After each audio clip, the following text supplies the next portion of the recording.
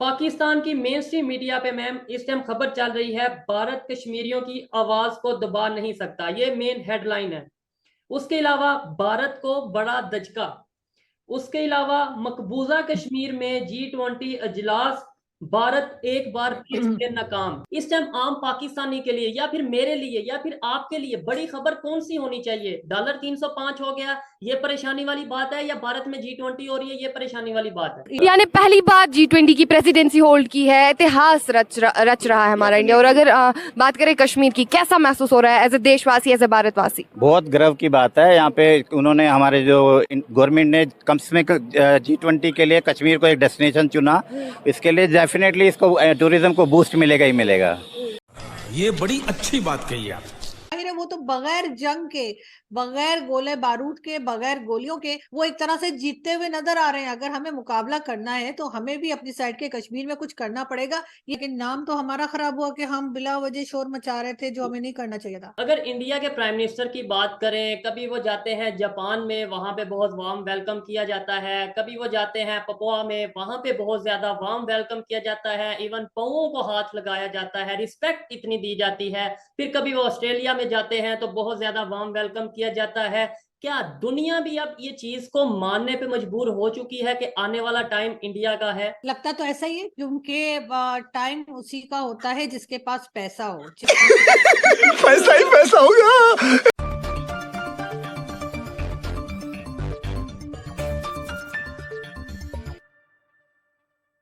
आरजू जी, मुझे ये बताएं, आपने बोला भारत को नहीं पड़ता इससे। भारत को फर्क पड़े या ना पड़े, इस टाइम पाकिस्तान को देखना है। पाकिस्तान की इस टाइम जो कंडीशन है, आपको नहीं लगता कि डॉलर 305 हो चुका है, 305 का, और भारत में G20 की मीटिंग हो रही है, वो तो फिर डेवलपमेंट की बात कर रहे हैं। इस टाइम आम पाकिस्तानी के लिए या फिर मेरे लिए या फिर आपके लिए बड़ी खबर कौन सी होनी चाहिए? डॉलर 305 हो गया, ये परेशानी वाली बात है, या भारत में G20 हो रही है, ये परेशानी वाली बात है?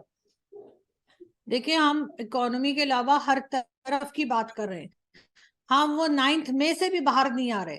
जो 9th मई को जो कुछ हुआ, जाहिर है उसको कोई पाकिस्तानी सपोर्ट नहीं कर रहा, गलत हुआ था।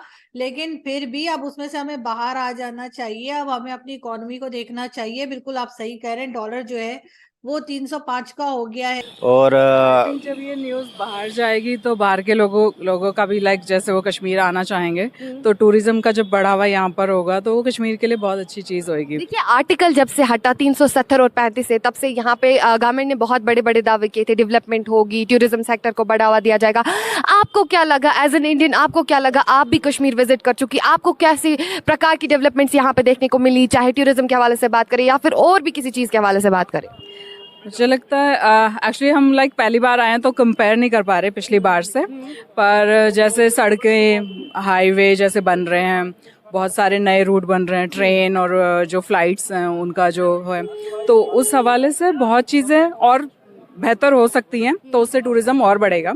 क्योंकि बाकी जगह से अगर कंपेयर करो इसको, तो अभी कश्मीर में बाकी जगह जैसी अभी फैसिलिटी नहीं है, इनको और थोड़ा और सीखना है। पर जैसे जैसे अभी और इन्वेस्टमेंट आएंगी, बड़े 5 स्टार होटल्स जैसे आना शुरू होंगे, तो नेचुरली सब लोग आना चाहते हैं कश्मीर, तो एक बार तो कश्मीर वालों को इसका जरूर फायदा होगा। अगर आप टीवी चैनल्स को देखें तो आपको ये G20 पे जो हमारे यहाँ बार बार बात की जा रही है, उसके अलावा एक चीज और नजर आएगी, और वो ये कि हमने करोड़ों के कमर्शियल्स चला रहे हैं हम हर चैनल के ऊपर, सिर्फ ये बताने के लिए कि हम अपनी फौज के साथ खड़े हैं, कि हमारी फौज बहुत अच्छी है। हमारी फौज के साथ हमारा जो है वो, हम पूरी ईमानदारी के साथ अपनी फौज को सपोर्ट कर रहे हैं। इस चीज के ऊपर करोड़ों रुपए जो है वो इन्वेस्ट किए जा रहे हैं।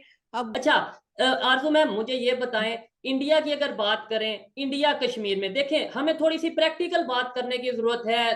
कुछ लोगों को शायद ये बात चुभेगी, कुछ लोगों को ये बात बुरी लगेगी, लेकिन प्रैक्टिकल बात ये है। मैं ये अगर कहूं मुझे कश्मीर से प्यार है, इंडिया से कोई कहे मुझे कश्मीर से प्यार है, थर्ड पार्टी अगर आके कहती है कि भाई सुहेब आपने कश्मीर के लिए क्या किया, और फिर इंडिया वाले को कहती है आपने क्या किया, वो कहते हैं हमने G20 की मीटिंग करवा दी, वो कहते हैं हमने रेलवे सिस्टम दे दिया, वो कहते हैं हमने वहां पे इंफ्रास्ट्रक्चर को बेहतर किया, वो कहते हैं हमने वहां पे यूनिवर्सिटीज कॉलेजेस बना रहे हैं, और मैं कहूंगा कि मैं 75 साल से नारे लगा रहा हूं कश्मीर बनेगा पाकिस्तान, मैं 75 साल से रैलियां निकाल रहा हूं, जलसे कर रहा हूं, तो किसकी बात ऑथेंटिक समझी जाएगी? जाहिर है कि उसमें ज्यादा बात जो सुनी जाएगी वो भारत की सुनी जाएगी, क्योंकि वो बाकी दुनिया को दिखाना चाह रहे हैं कि उन्होंने कैसे डेवलपमेंट की है, और वहाँ जो है मॉल्स हुई हैं, मॉल तो खैर भूल ही जाइए, और इसी किस्म की चीजें जो उन्होंने कर रखी हैं, और वो आगे दूसरी कंट्रीज वहां पे जो इन्वेस्ट कर रही है वहां की कश्मीर में, यानी कि जो भारत के पास कश्मीर है वहां पर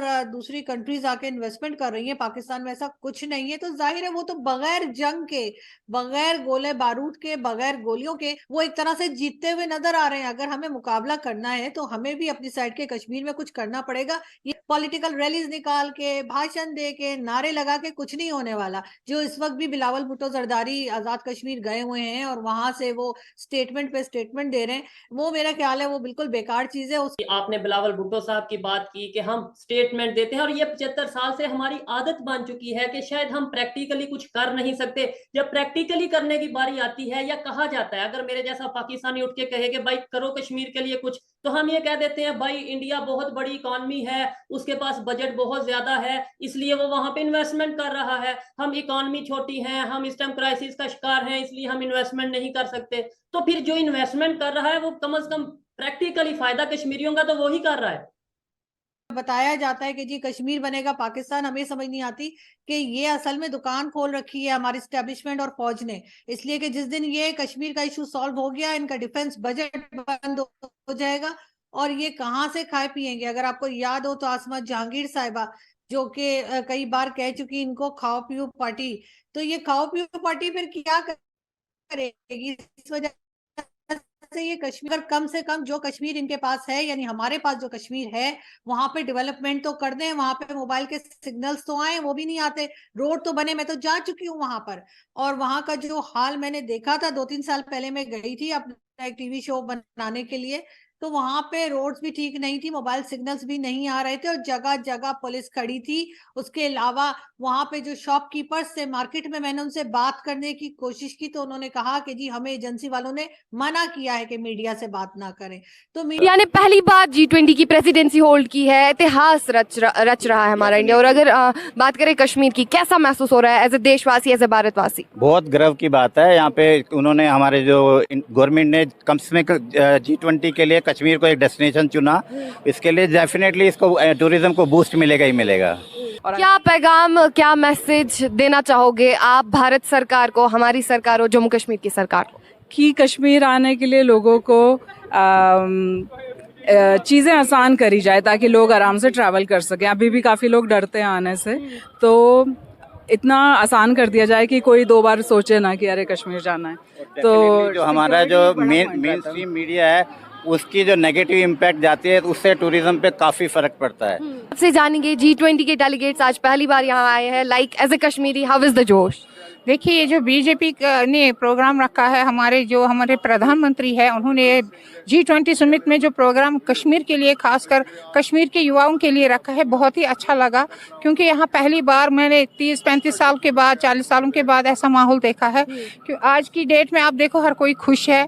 G20 का माहौल कैसा है, लोग कितने खुश है, लोगों ने भरपूर सपोर्ट किया इसके साथ, लोग यूनाइट हो गए इसके साथ है। और स्मार्ट सिटी भी इसी तरह खूबसूरत बनती गई और यहाँ पे डेवलपमेंट भी होती रही। और G20 का मकसद ये है कि यहाँ पे डेवलपमेंट हो, यहाँ पे एम्पावरमेंट हो, यहाँ की यूथ जो है उनको एम्पावरमेंट किया जाए। तो हम चाहते हैं कि यहाँ पे ऐसे प्रोग्राम्स होने चाहिए, जैसे कि फॉरेन देशों से कुछ लोग आ रहे हैं हमारे कश्मीर का डेवलपमेंट बढ़ाने के लिए। हम नरेंद्र मोदी प्रधानमंत्री जी को बहुत बहुत शुक्रिया करते हैं कि उन्होंने ये कदम उठाया है और हमारे कश्मीर का एक नया माहौल बनाया है।